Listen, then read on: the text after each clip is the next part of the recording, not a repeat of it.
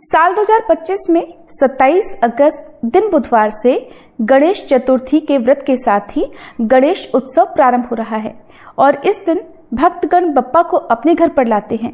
तो अगर आप भी गणेश जी को अपने घर में विराजमान करने जा रहे हैं तो आज के इस वीडियो में आपको गणेश स्थापना के शुभ मुहूर्त, स्थापना की विधि और कुछ आवश्यक नियमों के बारे में बताएंगे। गणेश स्थापना का शुभ मुहूर्त इस बार कब से कब तक है? वैसे तो इससे पहले की कई वीडियो में आपको बताया गया है, लेकिन आज हम पहले जानेंगे स्थापना विधि और अन्य बातों के बारे में और वीडियो के अंत में आपको स्थापना मुहूर्त के बारे में बताएंगे, इसलिए वीडियो को पूरा जरूर देखिएगा। तो गणेश जी की स्थापना करने से पहले आपको 1 या 2 दिन पहले या कुछ दिन पहले किस तरह के गणेश जी आपको अपने घर पर स्थापित करने हैं, किस रंग के, किस कंडीशन में बैठे हुए या खड़े हुए आपको गणपति लेकर आने हैं, उसका आपको ध्यान रखना है। बहुत से भक्त 1-2 दिन पहले ही गणेश जी का चुनाव कर लेते हैं और फिर शुभ मुहूर्त में धूमधाम से स्वागत के साथ गणपति बप्पा को अपने घर पर पधराते हैं। अपने घर पर स्थापित करने के लिए बहुत बड़ी मूर्ति लाने के बजाय मध्यम आकार की मूर्ति लाना शुभ माना जाता है, जिसे आप आसानी से स्थापित भी कर सकें, क्योंकि वास्तुशास्त्र के अनुसार घर में ज्यादा बड़ी मूर्ति स्थापित करने से स्थान का संतुलन बिगड़ता है। गणेश जी की सफेद या सिंदूरी रंग की प्रतिमा बहुत शुभ मानी जाती है। प्रतिमा बैठी हुई मुद्रा में हो, जिसमें सूंड बाईं ओर मुड़ी हुई हो, यह सुख, समृद्धि और शांति का प्रतीक मानी जाती है। और प्रतिमा के साथ में भगवान का वाहन मूषक भी होना चाहिए। गणपति का एक हाथ आशीर्वाद की मुद्रा में तो दूसरे हाथ में मोदक या लड्डू होना चाहिए। ऐसी प्रतिमा को घर पर लाना शुभ माना जाता है। गणपति बप्पा की प्रतिमा घर पर लाते समय उन्हें लाल या फिर पीले वस्त्र से पूरी तरह से ढककर लाएं और उनके नेत्रों पर भी चाहे तो आप पट्टी बांध कर लाएं।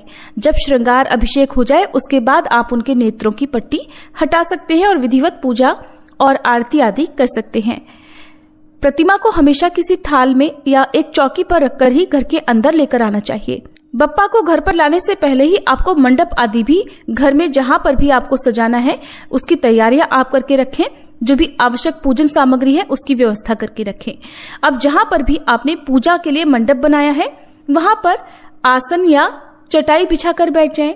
सबसे पहले हाथ में कुशा और जल लें, फिर मंत्र बोले, ओम अपवित्रः पवित्रो वा सर्वावस्थां गतो अपि वा या स्मरेत पुंडरीकाक्ष स बाह्यांतरः शुचिः। फिर जल को अपने ऊपर और पूजा की सभी वस्तुओं पर छिड़कें। इसके बाद 3 बार आचमन करें। आचमन करते समय अपने बाएं हाथ से आचमनी से जल लेकर दाहिने हाथ में जल रखें और ओम केशवाय नमः, ओम नारायणाय नमः, ओम माधवाय नमः, ओम ऋषिकेशाय नमः का जाप करें। इसके बाद आचमनी वाले जल को अपने मुंह में डालें, फिर हाथ धो लें। इसके बाद जिस स्थान पर आपको गणेश जी की पूजा करनी है वहां पर कुछ अक्षत रखें, अखंडित चावल जिसे कहते हैं। कुछ लोग स्वास्तिक बनाते हैं, कुछ लोग डायरेक्ट थोड़े से अक्षत वहां पर रख देते हैं, जिसके ऊपर गणपति की प्रतिमा को विराजित किया जाता है। चाहे तो आप अबीर गुलाल से रंगोली भी बना सकते हैं। अब भगवान गणेश जी की प्रतिमा को उत्तर पूर्व कोने में स्थापित करना चाहिए। अब गणपति बप्पा को गंगा जल से स्नान कराएं। इसके बाद गणपति बप्पा की मूर्ति के बगल में दाएं और बाएं रिद्धि सिद्धि यानी उनकी पत्नियों को भी विराजित करें। अगर आपके पास माता रिद्धि सिद्धि की तस्वीर या प्रतिमा ना हो तो उनकी जगह पर आप उनके प्रतीक के रूप में सुपारी भी विराजित कर सकते हैं। भगवान की प्रतिमा के दाहिनी ओर कलश रखें और उसमें शुद्ध जल जिसमें गंगा जल मिलाकर भरें। इसके बाद हाथ में अक्षत और पुष्प लेकर गणपति बप्पा का ध्यान करें। गणपति बप्पा का ध्यान करते समय आपको कितने दिन तक गणपति बप्पा को अपने घर पर विराजित रखना है उसका भी संकल्प लेना चाहिए, क्योंकि बहुत से लोग आधा दिन, कुछ 1.5 दिन, 3, 5, 7 दिन तक भी गणपति बप्पा को विराजित करते हैं और कुछ लोग अनंत चतुर्दशी तक अपने घर पर बप्पा को विराजित रखते हैं। तो संकल्प आपको लेना है और उसके बाद संकल्पित जल और पुष्प अक्षत को बप्पा के चरणों में अर्पित कर दें। बप्पा का ध्यान करें, धूप दीप जलाकर मंत्रों का जाप करें। पूजा में ओम गंग गणपति नमः मंत्र का जाप अवश्य करें। भगवान गणेश के अलावा भगवान शिव और माता पार्वती और भगवान कार्तिकेय का भी ध्यान करें। मंदिर में दक्षिणा चढ़ाएं। इसके बाद भगवान गणेश जी की आरती उतारने से पहले कथा का श्रवण करें। श्री गणेश चालीसा का पाठ करें। गणेश पुराण की कथाओं का आप श्रवण कर सकते हैं या पढ़ भी सकते हैं। सबसे अंत में कपूर जलाकर आरती उतारें। और बहुत से भक्त ऐसे भी होते हैं जो जिस दिन गणपति बप्पा को अपने घर पर विराजित करते हैं उस दिन से अखंड ज्योत भी अपने घर पर तब तक जलाते हैं जब तक बप्पा घर पर विराजित रहते हैं। यदि आपने अखंड ज्योत जलाई है तो दिया एक अलग से आपको आरती उतारने के लिए जलाना चाहिए। जब तक भी गणपति बप्पा आपके घर पर विराजित हैं, उन्हें हर बार हर समय कोई नया भोग जो उन्हें बहुत प्रिय हो वो अर्पित करना चाहिए। जैसे पहले दिन आप लड्डू मोदक का, अगले दिन पान सुपारी इलायची के साथ ही दूर्वा का या और कोई दूध से बनी मिठाई का भोग उन्हें अर्पित कर सकते हैं। इसके अलावा सात्विक भोजन जो भी नॉर्मल रोटी सब्जी पूरी कढ़ी चावल या जो भी व्यंजन हमारे घरों में बनाए जाते हैं जिसमें लहसुन प्याज का प्रयोग नहीं होता है उसका भोग आप लगा सकते हैं। लेकिन ध्यान रखिएगा कुछ ऐसे भोजन होते हैं जिसे आप भोग में नहीं लगा सकते, जैसे बैगन की सब्जी या फिर मसूर की दाल। और बप्पा को भोग लगाने के बाद जो भी भोग में बचा हुआ प्रसाद है उसे सभी लोगों में बांटकर स्वयं भी ग्रहण करना चाहिए यदि आपने उपवास नहीं रखा है। और उपवास रखने वाले भक्त केवल जल, फल, दूध या फलों का जूस ले सकते हैं। जब आपने गणपति बप्पा को अगर दोपहर के समय विराजित किया है तो दोपहर का समय क्योंकि सबसे शुभ माना जाता है, उसके बाद आपको दोपहर में तो भोग लगाना ही है, शाम की पूजा करके भी आपको भोग लगाना है। भजन कीर्तन करने चाहिए और सभी लोगों को घंटे घड़ियाल बजाकर और ढोल मृदंग आदि बजाकर कीर्तन करते हुए गणपति बप्पा का स्वागत करना चाहिए। आपकी कोई खास मनोकामना हो तो गणपति बप्पा के दाहिने कान में आप अपनी मनोकामना भी कह सकते हैं। घर में यदि छोटे बालक हो, पढ़ने वाले बच्चे हो तो उनकी पढ़ने वाली कोई भी सामग्री, कोई बुक, कोई पेंसिल, किताब, कलर या उनकी रुचि से संबंधित कोई सामग्री आज के दिन नई लाकर गणपति बप्पा को अर्पित करें और बाद में उसे अपने जो भी बालक हैं, बच्चे हैं, उनको उपयोग में लेने दें। ऐसा करने से भी गणपति बप्पा की कृपा बच्चों पर सदैव बनी रहती है, बच्चों की बुद्धि प्रखर होती है। कुछ ऐसी आवश्यक पूजन सामग्री हैं जो बप्पा को जरूर अर्पित करनी चाहिए, जैसे कि गणपति बप्पा का श्रृंगार करते समय सबसे पहले आप उन्हें सिंदूर से तिलक लगाएं। सिंदूर ना हो तो रोली कुमकुम से भी तिलक लगा सकते हैं और उन्हें यज्ञोपवीत अवश्य पहनाना चाहिए। यज्ञोपवीत यानी जनेऊ और कोई भी पीला या सिंदूरी वस्त्र उन्हें आज के दिन अवश्य अर्पित करें। बिना वस्त्र के पूजा या स्थापना संपूर्ण नहीं मानी जाती है। गणपति बप्पा के साथ साथ उनके वाहन मूषक का जो पूजन नहीं करता या भूल जाता है या उनके वाहन को इस दौरान यदि कोई सताता है, किसी भी प्रकार की कोई पीड़ा, कोई कष्ट पहुंचाता है तो उनके द्वारा की गई स्थापना मानो व्यर्थ हो जाती है और की गई पूजा पाठ का या रखे गए उपवास का फल भी नष्ट हो जाता है। इसलिए भूल से भी आप उनके वाहन मूषक को किसी भी प्रकार कोई भी कष्ट ना पहुंचने दें। बप्पा की स्थापना करने के बाद उन्हें घर में कभी भी अकेला ना छोड़ें, यानी घर को बाहर से ताला लगाकर बंद करके ना जाएं। जब तक बप्पा आपके घर में विराजित हैं वहां पर शुद्धता का, पवित्रता का ध्यान रखें। घर में केवल सात्विक भोजन बनाएं। लहसुन, प्याज, मांस, मदिरा, नशा किसी भी प्रकार का ऐसा अशुद्ध सामग्री वहां पर ना जाए और ना ही ऐसे व्यक्ति घर में प्रवेश करें। हमेशा भोग लगाने के बाद प्रसाद सभी लोगों में बांटें और आरती सभी लोग मिलकर उतारें। तभी गणपति बप्पा अपने सभी भक्तों के कष्ट हर लेते हैं और उन्हें सुख समृद्धि का आशीर्वाद देते हैं। यदि आपसे कोई गलती पूजा में हो जाए तो सबसे अंत में क्षमा याचना भी जरूर मांगे। पूजा में यदि कोई विधि आपकी रह गई हो, कोई सामग्री विशेष अर्पित करना भूल गए हो तो विसर्जन करने से पहले भी आप उनका पूजन विधिवत कर सकते हैं। अब जानिए स्थापना मुहूर्त के बारे में। गणेश स्थापना केवल 27 अगस्त दिन बुधवार को ही की जाएगी और इस दिन रवि योग बन रहा है जो कि सुबह 5:57 से 6:04 तक रहेगा। विजय मुहूर्त दोपहर 2:31 से 3:22 तक रहेगा। कोशिश कीजिएगा चतुर्थी तिथि समाप्त होने से पहले तक आप गणेश जी की स्थापना कर लें।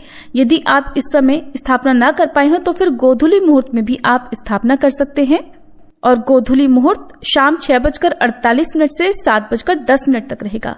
तो इन 3 शुभ मुहूर्तों में से आप चाहे जिसमें भी गणेश जी की स्थापना कर सकते हैं। अब जानते हैं चंद्रोदय के समय के बारे में।